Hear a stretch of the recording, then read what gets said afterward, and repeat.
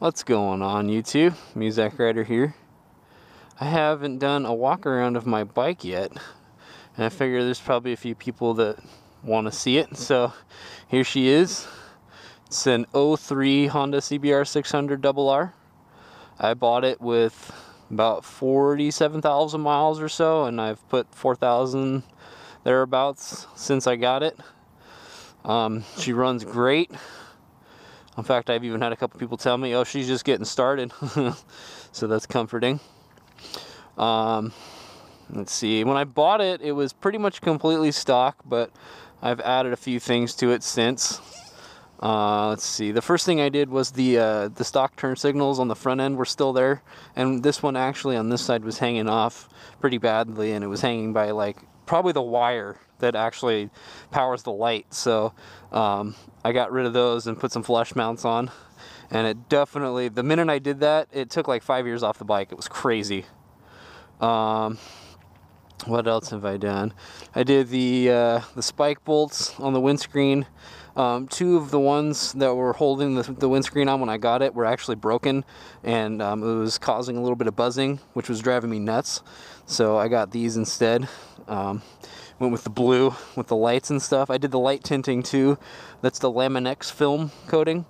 That was pretty cheap. It was like 25 bucks on Amazon, so nothing too ridiculous. And it looks I think it looks fantastic. It has no effect on how bright the lights are, so if anyone's thinking about doing that, go for it. My buddy has the yellow Laminex coating on his R6, and it looks sick as fuck. So there's also that too. In fact, I even read that the black tint doesn't really have much effect on how bright the lights are too, which is kind of cool. So you could even do that without worrying about it too much. Let's see, what else have I done? It's pretty much about it.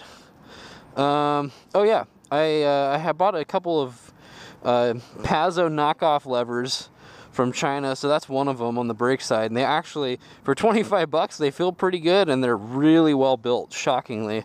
So the only problem is the one that went on the clutch side, the fit is wrong.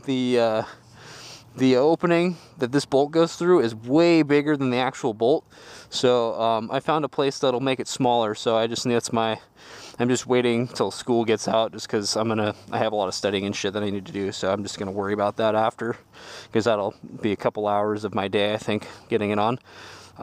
So for now, I got one ugly ass OEM lever and one good looking shorty. So I want to get rid of the fender, because that thing is giant.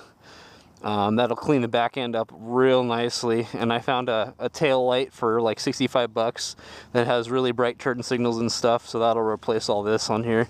And then I got to get rid of this OEM pipe too, and get a new exhaust for it, because it'll sound way better than what it sounds like right now. It sounds fine for stock, but it's just really quiet, and it'd be nice to make my presence known a little bit more, just because I mean, we're already small enough on two wheels, so it'd be nice to be noticed a little bit easier, just for the safety, I guess. Not only that, but it sounds amazing too. But you get that added benefit of being able to be heard. So it is a fantastic bike, though. If anyone is looking into a super sport, I'd recommend this one if you can get a hold of one. It runs fantastic. I can get halfway decent gas mileage with it. When I'm commuting around town, I probably get 40 to the gallon with it. 35, 40, something in there. So it does get on gas. I've never had a problem with it. I had to do some servicing when I got it, just because the previous owner he never really stayed on top of it. He just did oil and stuff, but nothing too big, so I had to take it in for valves and stuff like that. But I got it for pretty cheap anyway. I got it for 2,900 bucks, so it wasn't that huge of a deal to me to put in a few more hundred on services and stuff, so that was okay. But now that's all done, so it looks... She's running good, and God, it's a blast to ride. I get excited every time I see her sitting in the garage, just waiting for me. Let's see, anything else? No, I think that's everything. But absolutely amazing motorcycle. I love this thing. I'm gonna keep it till it doesn't run anymore. I guess I'll start it up for you guys. The only thing I ever noticed is maybe it'll even do it right now. Here, we'll see.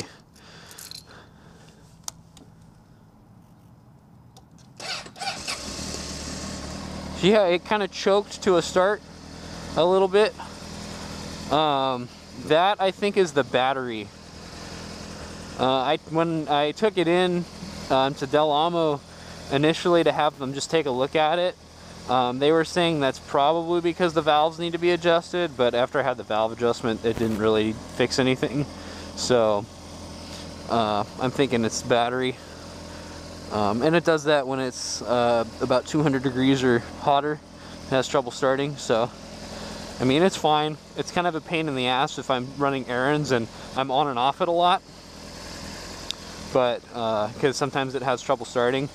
And I actually, when I first got it, I actually stalled out right in front of my apartment. I was lucky, but it actually didn't start, and I had to jump the battery because it died and it just wouldn't start. So it could be an issue, but when I have to get a new battery, I'll just spend a few extra bucks and get a decent one, so I don't have to worry about it, because that's probably what it is.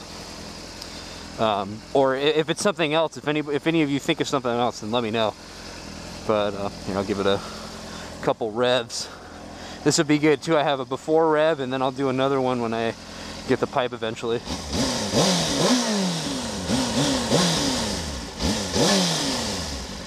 So it doesn't sound half bad. It gets loud if I have it in the higher RPMs, but it could be louder. But anyway, yeah, that's my bike, guys. If you have any questions, drop a comment. I'll talk to you later.